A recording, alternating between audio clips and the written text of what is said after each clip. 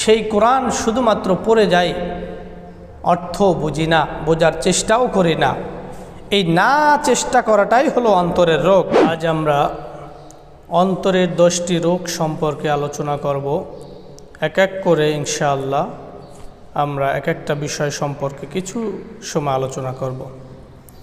প্রথম নাম্বার, আল্লাহ রব্বুল আলামিনের অস্তিত্বকে বিশ্বাস করি, কিন্তু তার আদেশ পালন করতে আমরা ততটা বিশ্বাসী না বা ততটা পালন করি না।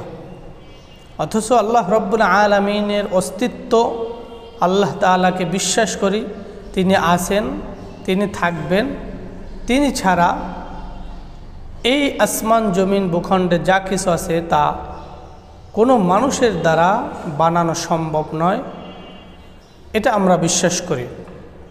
কিন্তু অন্তরের রোগ হলো সব কিছু স্বীকার করার পরেও আল্লাহ রব্বুল আলামিনের হুকুমগুলো আমরা সঠিকভাবে পালন করি না বা পালন করার তেমন একটা চেষ্টাও করি না।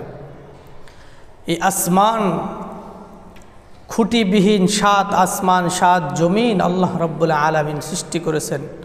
কুল কায়নাত, পাহাড়, সাগর, গাছপালা, তরুলতা, জীবজন্তু থেকে শুরু করে মানুষ, ইনসান, জিন, ইনসান, সব কিছু মহান আল্লাহ রব্বুল আলামিন সৃষ্টি করেছেন এবং তার অস্তিত্ব, এটা আমরা সকল মুসলমান বিশ্বাস করি যে তিনি আছেন। আল্লাহ পাক ছাড়া এত সুন্দর, এত চমৎকার করে পৃথিবী সাজানো কারো দ্বারা সম্ভব নয়। কিন্তু আল্লাহ রব্বুল আলামিন যে বলেছেন, সুদকে তোমরা পরিহার করো, ঘুষকে তোমরা পরিহার করো, নাজায়েজ কাজ থেকে বিরত থাকো, হারাম থেকে বেঁচে থাকো, জিনাত থেকে বেঁচে থাকো, কিন্তু আমরা সেগুলো মানতে রাজি না। প্রত্যেকটি ঘরে, অলিতে গলিতে সুদের সয়লাভ চলে যাচ্ছে, অথচ সুদের শাস্তি এত ভয়ঙ্কর, সবচেয়ে কম শাস্তি যেটা, সেটা হলো নিজের আপন মায়ের সাথে জিনার মতো জঘন্যতম অপরাধ। এতটুকু বুঝলে হয়, যদি এটা আমরা আল্লাহ তাআলার অস্তিত্বকে স্বীকার করি, তাহলে তার এই হুকুমগুলো আমাদের বাস্তবায়ন করতে হবে। যদি বাস্তবায়ন না করি, তাহলে আল্লাহর অস্তিত্ব যে আছে এটা বিশ্বাসের সাথে আমাদের কাজের কোনো মিল থাকবে না। এজন্য আল্লাহ রব্বুল আলামিন আমাদেরকে প্রেরণ করেছেন, তার একটা উদ্দেশ্য, লক্ষ্য আছে। সেই উদ্দেশ্য লক্ষ্যটা যদি আমরা মানতে পারি, তাহলে আমরা সফল কাম হয়ে যাব। আর যদি তার উদ্দেশ্য, লক্ষ্য কেন প্রেরণ করেছেন এটা যদি আমরা না মানি, তাহলে আমরা কিন্তু সকলে ব্যর্থ হয়ে যাব। এই ব্যর্থ হওয়ার পিছনে আমি নিজেই দায়ী থাকব। আমার জাহান্নামে যাওয়ার জন্য আমি নিজেই দায়ী হয়ে যাব। আমি নিজেই আল্লাহ তাআলার হুকুমগুলো পালন করতে পারছি না, পালন করছি না, অথচ জানি আল্লাহ রব্বুল আলামিন আছেন, তিনি আমাদেরকে বিচারের কাঠ গড়ায় দাঁড় করাবেন, আমাদের থেকে হিসাব নেবেন, সব কিছু বিশ্বাস করি। কিন্তু ওই যে অন্তরের রোগ, প্রথম যে রোগটা হলো আল্লাহর অস্তিত্বকে বিশ্বাস করি, কিন্তু তার হুকুমগুলো পালন করতে অনীহা দেখায়। অন্তরের দ্বিতীয় রোগ হলো রাসূল আকরাম সাল্লাল্লাহু আলাইহি ওয়াসাল্লামকে ভালোবাসি, এটা মুখে স্বীকার করি, কিন্তু তার সুন্নতকে অনুসরণ করি না। আল্লাহ রসুল সাল্লাল্লাহু আলাইহি ওয়াসাল্লামকে আমরা মনে প্রাণে ভালোবাসি, এটা মুখে খুব উচ্চারণ করি, কিন্তু যখন রাসূল করিম সাল্লাল্লাহু আলাইহি ওয়াসাল্লামের তাকে নিয়ে যখন কাফের, বেদিন, নাস্তিক, মুরতাদরা কটূক্তি করে, তখন আমরা ঘরে বসে থাকি, কোনো একটা প্রতিবাদ, কোনো একটি মিছিল, মিটিংয়ে শামিল হই না। এটা রসুলের ভালোবাসা নয়। হযরত ওমর ফারুক রাদিয়াল্লাহু তাআলা আনহু, আল্লাহ রসুল তাকে জিজ্ঞেস করলেন, ওমর তুমি আমাকে কতটুকু ভালোবাসো?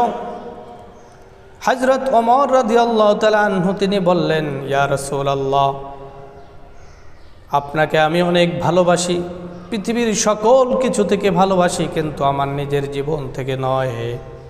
আল্লাহ রসুল বলেন, না ওমর, তুমি এখনও পরিপূর্ণ মুমিন হতে পারো না।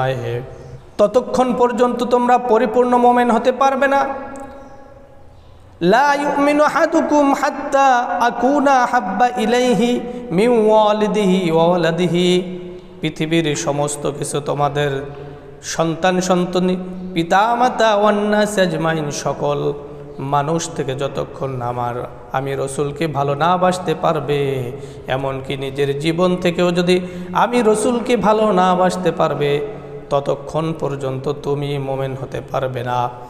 এই বলে ওমর রাদিয়াল্লাহু তাআলা আনহুকে একটা আঘাত করলেন। এবার আবার জিজ্ঞেস করলেন, ওমর তোমার অবস্থাটা কি এখন? হযরত ওমর বললেন, ইয়া রাসূলুল্লাহ, এখন আমি আমার জীবনের চেয়েও আপনাকে বেশি ভালোবাসি। এজন্য মুখে ভালোবাসি শুধু এটা বললে হবে না, তার অনুকরণ করতে হবে।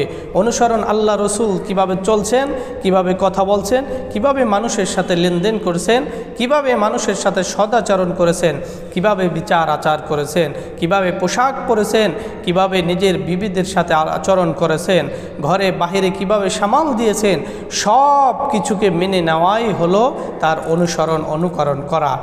কিন্তু আমরা মুখে বলি আল্লাহ রসুল আপনাকে আমি অনেক ভালোবাসি, অনেক মহাব্বত করি, কিন্তু তার অনুসরণ করি না, এটা প্রকৃত ভালোবাসা নয়। অন্তরের তৃতীয় রোগ হলো কোরআন পড়ি কিন্তু কোরআনের কোনো অর্থ বুঝি না, তাই সমাজে তা বাস্তবায়নও করতে পারি না। এই যে অর্থটা না বোঝাটা, এটাই হলো অন্তরের রোগ। আমরা পৃথিবীর সব কিছু শিখতে পারি, পৃথিবীর যত শিক্ষা আছে, ইঞ্জিনিয়ার হোক, ডাক্তার হোক, ব্যারিস্টার হোক, উকিল হোক, যত বড় বড় শিক্ষা আছে সব কিছু আমরা অর্জন করতে পারি। এর জন্য প্রচুর সময় ব্যয় করি, প্রচুর অর্থ ব্যয় করি, কিন্তু কোরআন ও কারীম আল্লাহ রাব্বুল আলামিনের মহাগ্রন্থ, যা আল্লাহ তাআলা মানব জাতির জন্য হেদায়েত স্বরূপ প্রেরণ করেছেন, পথ প্রদর্শক হিসাবে প্রেরণ করেছেন, সেই কোরআন শুধুমাত্র পড়ে যাই, অর্থ বুঝি না, বোঝার চেষ্টাও করি না। এই না চেষ্টা করাটাই হলো অন্তরের রোগ। এজন্য এটা চেষ্টা করতে হবে আমাদের। আমি কি পড়তেছি শুধুমাত্র ছড়ার মতো মুখস্থ করে গেলেই হবে না। এখানে কি বলেছেন আমরা যদি এতটুকু না বুঝি, তাহলে ওই ছড়ার মতো শুধু পড়াই হবে। আমাদের এই সমাজটা কখনো পরিবর্তন হবে না, সমাজকে কখনো পরিবর্তন করতে পারবো না। কারণ আল্লাহ পাক কোরআন ও কারীমের মধ্যে এমন কোনো জিনিস বাকি রাখেন নাই যা দুনিয়া এবং আখেরাতে কোনো জিনিস প্রয়োজন হবে আর সেটা থাকবে না কোরআনে, এটা হতেই পারে না। সব কিছু আল্লাহ রাব্বুল আলামিন কোরআন ও কারীম একদম ঘর থেকে সংসদ পর্যন্ত যা কিছু প্রয়োজন, রাষ্ট্র পরিচালনা করার জন্য যা কিছু প্রয়োজন, দুনিয়াতে চলার জন্য যা কিছু প্রয়োজন, জান্নাতে যাওয়ার জন্য যেই পথ প্রদর্শক, সব কিছু আল্লাহ তাআলা রসুলের মাধ্যমে আমাদেরকে জানিয়ে দিয়েছেন। এজন্য এই কোরআনের অর্থ যদি আমরা বুঝি, তাহলে আমাদের জন্য সমাজকে পরিবর্তন করা, সমাজের ভিতরে আল্লাহর কোরআনের আইন বাস্তবায়ন করা, এটা সহজ হবে। আর যদি আমরা বোঝার চেষ্টা না করি, তাহলে এটা তো অন্তরের রোগ হয়ে গেল। এই অন্তরের রোগটাকে আমাদের দূর করে আল্লাহর কোরআনের অর্থগুলো বুঝে বুঝে পড়তে হবে। আল্লাহ রসুল সাল্লাল্লাহু আলাইহি সাল্লাম বলেন যে তোমরা অর্থ বুঝে পড়ো, অর্থ বুঝে পড়লে আল্লাহ তাআলা সব আরও বাড়িয়ে দেবেন। কোরআন ও কারীমে তেলাওয়াত করার সাথে সাথে এক একটা হরফে আল্লাহ তাআলা 10টি করে নেকি দিয়ে দেন। সুবহানাল্লাহ। এই অর্থ যদি বুঝে পড়ি, আল্লাহ তাআলা আমাদের আরও বাড়িয়ে দেবেন। এবং এখান থেকে কি পড়লাম, আমরা সূরা ফাতিহার মধ্যে পড়ি ইহদিনাস সিরাতাল মুস্তাকিম, এই অর্থটা যদি আমরা না বলি, পড়ে যাচ্ছি প্রতি নামাজে, প্রতি রাকাতে আমরা এই আয়াতটা পড়ি ইহদিনাস সিরাতাল মুস্তাকিম, অথচ এই আয়াতের অর্থ অনেকে আমরা জানি না। হে আল্লাহ আমাকে সঠিক সরল পথ প্রদর্শন করুন, এই কথাটা আমরা অনেকেই জানি না, কিন্তু পড়তেছি ঠিকই প্রতিদিন। এজন্য আমরা যদি এটা মুখস্থ পাশাপাশি অর্থটাও জেনে বুঝে পড়তে পারি, তাহলে আমাদের দ্বিগুণ সওয়াব এবং আমাদের অনেক লাভ হবে, আর অন্তরের রোগটাও দূর হবে। এজন্য আসুন কোরআন ও কারীম শুধুমাত্র আল্লাহ তাআলা পড়ার জন্যই দেন নাই, সেটা সমাজে বাস্তবায়ন করার জন্য দিয়েছেন। এবং দিক নির্দেশন যা কিছু আছে সব কিছু আল্লাহ তাআলা কোরআন কারীমের মাধ্যমে দিয়েছেন। একদম ঘর থেকে সংসদ পর্যন্ত কিভাবে পরিচালনা করব সব কিছু আল্লাহ রসুল সাল্লাল্লাহু আলাইহি সাল্লামের মাধ্যমে আমাদেরকে দিয়েছেন। অন্তরের চতুর্থ নাম্বার রোগ, আমরা জানি শয়তান আমাদের প্রকাশ্য শত্রু, কিন্তু এই শয়তান থেকে বাঁচার জন্য চেষ্টা করি না, আর এই চেষ্টা না করাই হলো অন্তরের রোগ। শয়তান প্রকাশ্য শত্রু, মানুষকে ধোঁকা দেবে, এটা প্রকাশিত। হে মুমিনগণ, তোমরা পরিপূর্ণ মুসলমান হয়ে যাও। ইয়া আইয়ুহাল্লাযীনা আমানু দুখুলু ফিস সিলমি কাফা, মুসলমান হবা তো পরিপূর্ণ মুসলমান হয়ে যাও। মুসলমান হও, দুখুলু ফিস সিলমি কাফা, পরিপূর্ণ মুসলমান হতে হবে। ওয়ালা তাত্তাবিউ খুতুওয়াতি শাইতান, শয়তান তোমাদের প্রকাশ্য শত্রু। ইন্নাহু লাকুম আদুউম মুবিন, শয়তানের প্রচারণা পড়ো না, শয়তানের ধোঁকায় পড়ো না। ইন্নাহু লাকুম আদুউম মুবিন, নিশ্চয়ই শয়তান তোমাদের প্রকাশ্য শত্রু। আল্লাহ রাব্বুল আলামিন আমাদেরকে কোরআন কারীমের মাধ্যমে জানিয়ে দিয়েছেন, দুনিয়ার যত মানুষের দ্বারা অপরাধ করানো হয় সব কিছু পিছনে শয়তান রয়েছে, ইবলিস রয়েছে। এজন্য শয়তান থেকে বেঁচে থাকতে হবে। শয়তান থেকে না বাঁচাই হলো অন্তরের রোগ। জেনে শুনে যে ব্যক্তি শয়তান থেকে দূরে থাকতে না পারবে তার জন্য দুর্ভোগ, কারণ শয়তান সর্ব অবস্থায় চায় আদম সন্তান যেন একটাও জান্নাতে না যায়, সকলেই যেন তার সাথে জাহান্নামে যায়। ইবলিসের সাথে যেন সাক্ষাৎ হয়, জাহান্নামে নিয়ে যেতে পারে, এটা হলো ইবলিসের মিশন। আল্লাহর কাছে বলেছিলেন, আল্লাহ হাজার লক্ষ কোটি বার আমি তোমাকে সিজদা করেছি, এর বিনিময়ে কিছু আমি কি পাবো না? আল্লাহ রাব্বুল আলামিন বললেন, হ্যাঁ ইবলিস অবশ্যই পাবে, কি চাও বল, আমি তোকে দিয়ে দেব। আল্লাহর কাছে বললেন রব্বুল আলামিন, আমি কিয়ামত পর্যন্ত হায়াত চাই। আল্লাহ তাআলা বললেন, যা তোকে কিয়ামত পর্যন্ত হায়াত দিয়ে দিলাম। এবার বলল, আল্লাহ আমার আর একটা চাওয়া আছে, আমি প্রতিটি মুমিন মুসলমান মানুষের ভিতরে যেন রক্তের ভিতরে মিশে শিরা উপশিরায় অন্তরে বসে বসে যেন আমি তাকে ধোঁকা দিতে পারি। আল্লাহ রব্বুল আলামিন বললেন, যা তোর এটাও দিয়ে দেওয়া হলো। এবার বলল, আমি আপনার একটা বান্দাকেও জান্নাতে যেতে দেব না, সকলকে আমি গুনাহ করাবো, আমার অনুসরণ করাবো, আমাকে মান্য করে করে অপরাধ করাবো, যাতে করে আল্লাহ আপনার জান্নাতে যেতে না পারে।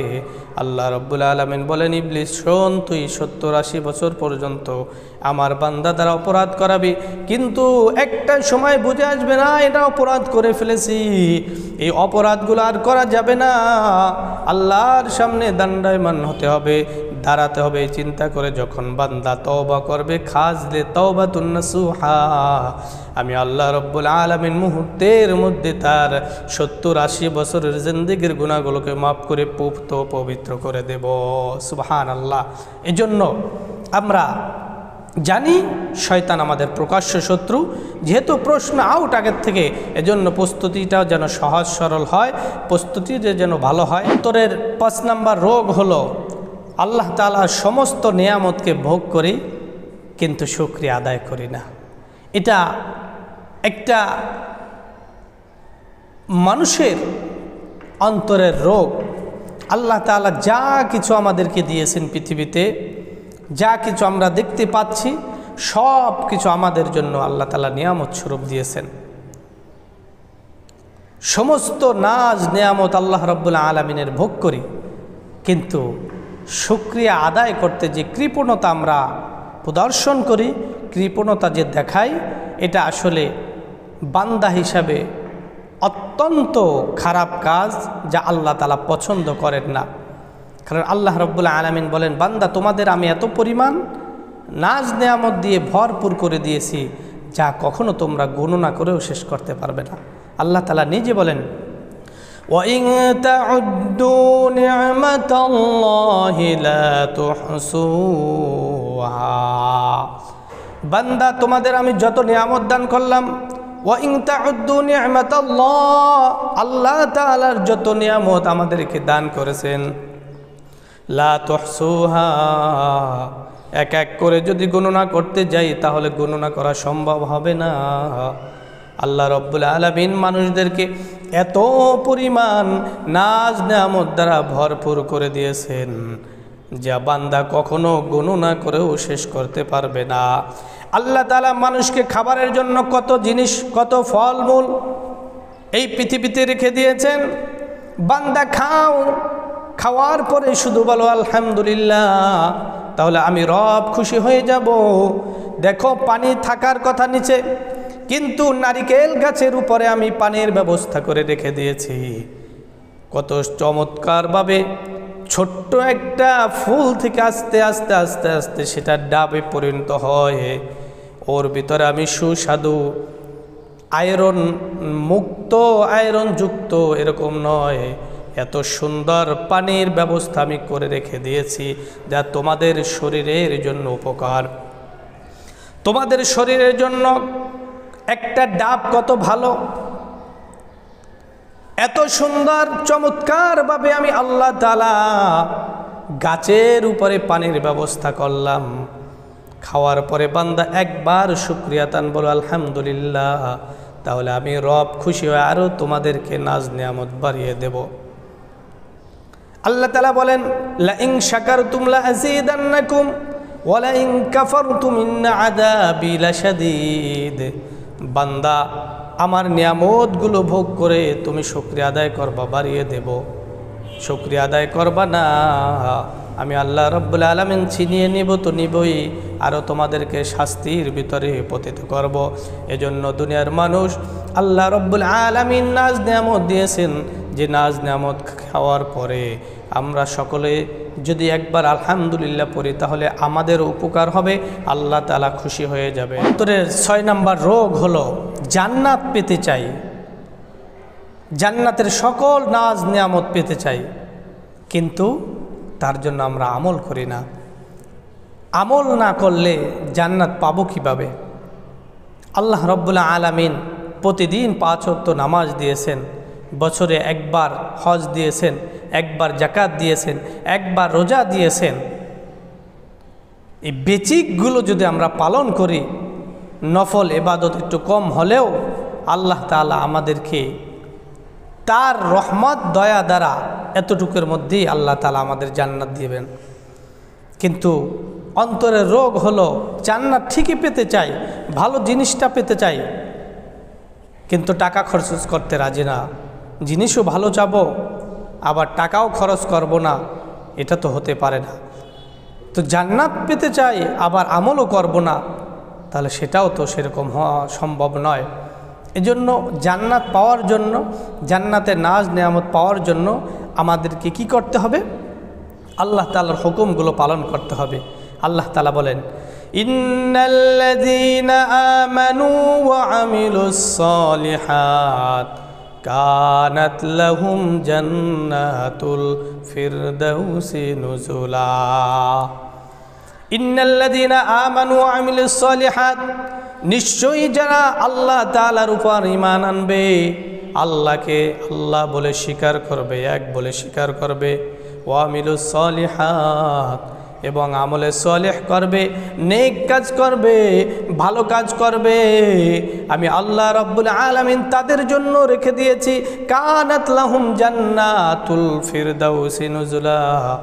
জান্নাতের মধ্যে সর্বোৎকৃষ্ট জান্নাত জান্নাতুল ফিরদাউস, সেই উদ্যানে তাদেরকে আমি রাখবো। তাদেরকে আমি ঘোষণা দিয়েই দিলাম, ঈমান আনবা, আমল করবা, আমি আল্লাহ তাআলা সর্বোৎকৃষ্ট জান্নাত দিয়ে দেব। এজন্য শুধু জান্নাত চাইলে হবে না, তার জন্য আমল করতে হবে, মানুষের সাথে ভালো ব্যবহার করতে হবে, আল্লাহ তাআলার হুকুমগুলো সঠিকভাবে পালন করতে হবে। আল্লাহ তাআলার বিধানগুলো সঠিকভাবে যদি পালন করা যায়, আল্লাহ তাআলা সেদিনকার মেজবান হয়ে রাখবেন। আল্লাহ তাখাফু ওয়ালা তাহজানু ওয়া আবশিরু বিল জান্নাহ, যাদের কোনো চিন্তা থাকবে না, যাদের কোনো ভয় থাকবে না, ওয়া আবশিরু বিল জান্নাতিল্লাতী কুনতুম তুআদুন, জান্নাতের সুসংবাদ দেওয়া হবে। আল্লাহ রাব্বুল আলামিন সেদিনকার বলবেন, না বান্দা, দুনিয়ায় আমাকে ভয় করেছো, জান্নাত পেতে চেয়েছো, এখন আর তোমাদের তোমাদের কোনো ভয়ের প্রয়োজন নাই, কোনো পেরেশানির প্রয়োজন নাই। যাও যাও, তোমাদের জন্য আমি জান্নাত রেখে দিয়েছি, নুজুলাম মিন গফুরির রহিম। যা চাইবা তাই দেবা, তাই দেব। আমি আল্লাহ রাব্বুল আলামিন হব মেজবান, তোমরা হবা মেহমান। মেহমান যা চাইবে আমি আল্লাহ তাই দেওয়ার জন্য প্রস্তুত থাকব। এজন্য আল্লাহ তাআলার জান্নাত যদি পেতে হয় তাহলে আল্লাহ তাআলাকে সন্তুষ্ট করে পৃথিবী থেকে বিদায় নিতে হবে। যদি আল্লাহ রাব্বুল আলামিনকে সন্তুষ্ট করে বিদায় নিতে পারি তাহলে আমাদেরকে জান্নাত দেবেন। এজন্য অন্তরের রোগ হলো জান্নাত ঠিকই পেতে যাই কিন্তু তার জন্য আমল করি না। এই অন্তরের রোগটা দূর করে আমাদের আল্লাহ তাআলার জান্নাত পেতে হলে আমল করতে হবে। 7 নাম্বার রোগ হলো জাহান্নাম থেকে বাঁচতে চাই কিন্তু জাহান্নামে যে সমস্ত কাজ করলে যেতে হবে সে কাজ থেকে আমরা বিরত থাকি না। জাহান্নাম এমন একটা উদ্যান, এমন একটা জায়গা, সেখানে দুর্গন্ধযুক্ত, ময়লাযুক্ত, আযাব, গজব, আল্লাহ তাআলার শাস্তি, ভয়ঙ্কর একটি শাস্তির জায়গা হলো জাহান্নাম। এই জাহান্নাম থেকে আমরা সকলেই মুক্তি চাই কিন্তু যে কাজ করলে জাহান্নাম থেকে মুক্তি পাবো সেই কাজ তো আমরা করতে চাই না। আর এই না করাটাই হলো অন্তরের রোগ। জাহান্নামের ভয়ানক শাস্তির কথা আল্লাহ তাআলা কোরআন কারিমে উল্লেখ করেছেন যে বান্দা তোমরা জাহান্নামকে অত্যাধিক ভয় করো, কারণ জাহান্নামের পেট এত বড় হবে, জায়গাটা এত বড় হবে। আল্লাহ তাআলা বলবেন ইয়াউমা নাকুলু লিজাহান্নামা হালিম তালাতি ওয়া তাকুলু হাল মিন মাজিদ। হে জাহান্নাম, তোমার পেট কি ভরেছে, আরও লাগবে কি? আল্লাহ তাআলাকে ডাক দিয়ে বলবেন আল্লাহ তাআলা আরও কি আছে? তার মানে হলো যত দেওয়া হয়েছে এখনও তার পেট ভরে নাই। এজন্য জাহান্নামটা অত্যন্ত ভয়ানক জায়গা, এর থেকে আমাদের বেঁচে থাকতে হবে। আমাদের যে সমস্ত কাজ করলে জাহান্নামে যেতে হবে সেই কাজ থেকে বিরত থাকতে হবে, কারণ আল্লাহ রাব্বুল আলামিন জাহান্নামী ব্যক্তিদের জন্য অত্যন্ত ভয়ঙ্কর এবং কঠিন শাস্তির ব্যবস্থা রেখেছেন। ফায়ুআযিবুহুল্লাহুল আযাবাল আকবার। আল্লাহ রাব্বুল আলামিন বলেন আমার চেয়ে ভয়ঙ্কর শাস্তি দেওয়ার মতো কেউ থাকবে না। আল্লাহ তাআলার শাস্তি বড় ভয়ঙ্কর। ইন্না বাতুশা রাব্বিকা লাশাদীদ ইন্নাহু হুয়া ইবদি ওয়া ইউঈদ। আল্লাহর শাস্তি বড় ভয়ঙ্কর শাস্তি, বড় কঠিন শাস্তি। এজন্য জাহান্নামের আগুন থেকে বাঁচতে হলে আল্লাহ তাআলার হুকুমগুলো পালন করতে হবে সঠিকভাবে। আর জাহান্নামের যে সমস্ত কাজগুলো আছে যেগুলো করলে জাহান্নামে যেতে হবে, জাহান্নামে সেগুলো পরিহার করতে হবে। আল্লাহ তাআলা বলেন খুজুহু ফাগুল্লু। সেদিনকার ফেরেশতাদেরকে ডাক দিয়ে বলবেন খুজ, ধর, এই পাপিষ্ঠ ব্যক্তিদেরকে ধর। খুজুহু ফাগুল্লু, সকলে তাদেরকে ধরে বেরি পরিয়ে দেবে। সুম্মাল জাহিমা সল্লু, এরপরে জাহান্নামে নিক্ষেপ করা হবে। সুম্মা ফি সিলসিলাতিন জারুহা সাবউনা যিরাআন ফাসলুকু, তাদেরকে আবারও 70 গজ শিকল দিয়ে আবার আবদ্ধ করা হবে। তোরের 8 নাম্বার রোগ হলো মৃত্যুবরণ সকলকেই করতে হবে, এটা বিশ্বাস করি, কিন্তু মৃত্যুর জন্য কেউ প্রস্তুতি গ্রহণ করি না। মৃত্যুবরণ করতে হবে এটা আমরা মুসলমান যেভাবে বিশ্বাস করি, কাফের, বেদিন, নাস্তিক, মুরতাদ সকলেই এটা বিশ্বাস করে যে আমাদের মৃত্যুবরণ করতে হবে। আল্লাহ তাআলা বলেন কুল্লু নাফসিন যায়িকাতুল মাউত সুম্মা ইলাইনা তুরজাউন। প্রত্যেকটি প্রাণের মৃত্যুর স্বাদ আস্বাদন করতে হবে, মৃত্যুর স্বাদ গ্রহণ করতেই হবে। যার ভিতরে জান দিয়েছি তাকে মৃত্যুবরণ করতেই হবে। আল্লাহ রাব্বুল আলামিন এই যে মৃত্যুবরণ করতে হবে এটা যে আগে বলে দিলেন, কখন হবে এটা বলেন নাই। এই জন্য প্রস্তুতিটা আমাদের আজ থেকেই শুরু করতে হবে, না এখন থেকেই আমাদের শুরু করতে হবে। ফজর থেকে শুরু করব, আগামীকাল থেকে শুরু করব, আগামী মাস থেকে শুরু করব, আগামী রমজান থেকে শুরু করব না, এখনই প্রস্তুতি গ্রহণ করতে হবে। এখন যদি আমার মৃত্যুবরণের সময় চলে আসে, আজরাইল চলে আসে, তাহলে এখান থেকে আমাকে আর সময় দিবে না। ওয়ালা ইউখিরুল্লাহু নাফসান ইযা জাআ আজালুহা আল্লাহু খাবীরুম বিমা তা'মালুন। 1 সেকেন্ড আগে পরে কারো করা হবে না, সকলেই সময় মতোই আল্লাহ তাআলা নিয়ে যাবেন। এজন্য মৃত্যুবরণ করতে হবে সকলেই জানি, কিন্তু তার থেকে প্রস্তুতি গ্রহণ করি নাই, না করাটাই হলো অন্তরের রোগ। এই রোগটা দূর করতে হবে এবং প্রস্তুতি গ্রহণ করতে হবে। কারণ আল্লাহ রাব্বুল আলামিনের সামনে যদি আল্লাহ তাআলার হুকুম যদি কিছু না নিয়ে উঠতে পারি, রসুলের সুন্নাত যদি নিয়ে উঠতে না পারি, তাহলে কোন মুখে বলবো আল্লাহ তাআলা আমাকে মাফ করে দেন। এজন্য মৃত্যুর প্রস্তুতিটা যেন হয় অত্যন্ত ভালো। আপনি পৃথিবীর সব কিছু পেয়েছেন, গাড়ি বাড়ি নারী ইত্যাদি যত কিছু প্রয়োজন, সব কিছু আপনি যা প্রয়োজন ছিল তার চেয়েও আলো অনেক অনেক অনেক গুণ বেশি পেয়েছেন, কিন্তু আপনি পরকালের কিছুই পান নাই। তাহলে এই জীবনের সফলতা নয়। আর দুনিয়ায় আপনি কিছুই পেলেন না, শুধুমাত্র টুকটাকভাবে চলেছেন, কিন্তু পরকালে আপনি কিছু পেয়েছেন, পরকালে যাওয়ার জন্য নাজাতের জন্য কিছু করেছেন, তাহলে এটাই আপনার জীবনের সাফল্য, এটাই আপনার সফলতার চাবিকাঠি। আর এটার জন্যই আল্লাহ তাআলা আপনাকে মাফ করে জান্নাত দিবেন। এজন্য শুধুমাত্র মৃত্যুবরণ করতে হবে এটা জানলেই হবে না, প্রস্তুতিও গ্রহণ করতে হবে। আর এই প্রস্তুতিটা যেন আমাদের যথার্থ হয়, যথাযথভাবে হয়, তাহলেই কেবলমাত্র আল্লাহর সামনে দণ্ডায়মান হতে পারবো, আল্লাহর সামনে কথা বলতে পারবো, আল্লাহর কাছে কিছু চাইতে পারবো। এর 9 নাম্বার রোগ হলো পরনিন্দা বা গীবত করি, কিন্তু নিজের দোষটা কখনো নিজে উপলব্ধি করতে পারি না বা ধরি না। অন্যের দোষ, অমুকে এটা করলো কেন, তমুকে এটা করলো কেন, এটা খুব ভালোভাবে আমরা যাচাই বাছাই করে একদম সুন্দর করে উপস্থাপন করতে পারি, একজন আরেকজনের কাছে বলতে পারি। কিন্তু নিজের ভিতরে যে হাজারটা দোষ রয়েছে, নিজের ভিতরে যে অনেক ভুল ত্রুটি রয়েছে, এটা আমরা খেয়াল করি না, এটার দিকে একটু তাকাইও না যে আমাদের তো এই ভুলগুলো আছে, আমার নিজের তো এই ভুলগুলো আছে, তাহলে এই দোষের কথা আমি কেন আরেকজনের কাছে তার দোষটা আমি বলি? আর এটা তো একটা জঘন্য অপরাধ। আল্লাহ তাআলা বলেন, এই মানুষ সকল, অধিকাংশ ধারণা এটা ভুল, এর জন্য অধিক ধারণা থেকে বেঁচে থাকো। কারণ ইন্না বাদা যন্নি ইসমুন, এটা অধিকাংশ সময়ই তোমাদের ভুল ধারণা হয়। এই জন্য মানুষের দোষ খোঁজার চেষ্টা করো না, মানুষের দোষ ত্রুটি খুঁজে বেড়ায়ও না, একে অপরের কাছে গীবত বলে তোমরা প্রকাশ করো না। তোমরা কি চাও নিজের মৃত্যুর ভাইয়ের গোস্ত ভক্ষণ করতে? আরে তুমু, এটা তো অবশ্যই তোমরা অপছন্দ করো। তাহলে তোমরা ওয়াত্তাকুল্লাহ, আল্লাহকে ভয় করো, যে আল্লাহ তাআলা সব কিছু জানেন, শোনেন, বুঝেন, তাকে ভয় করো। নিজের দোষটা আগে দেখো, তারপর অন্যের পরনিন্দা গীবত যা কিছু আছে সেটা করো। আগে নিজে চেষ্টা করো সংশোধন করার জন্য।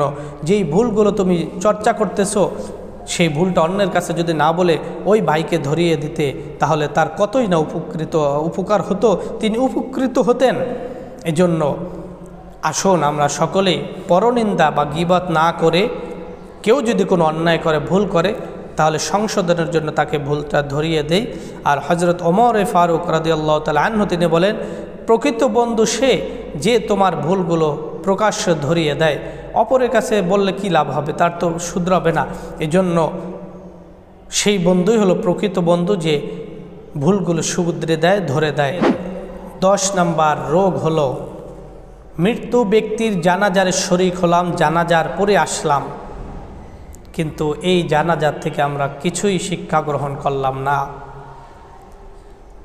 অথচ আল্লাহ রসুল সাল্লাল্লাহু আলাইহি সাল্লাম বলেন যে তোমরা জানাজার শরীক হও, কারণ জানাজার শরীক হলে তোমাদের মৃত্যুর কথা স্মরণ আসবে, এখান থেকে তোমরা কিছু নিয়ে আসতে পারবা।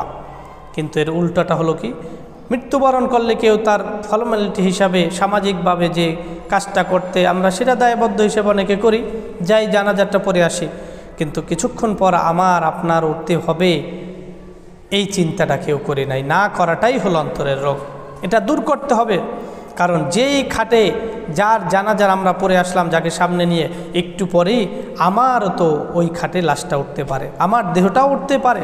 এটা তো শিক্ষা গ্রহণ করা উচিত ছিল, কিন্তু আমরা সেটা করি না।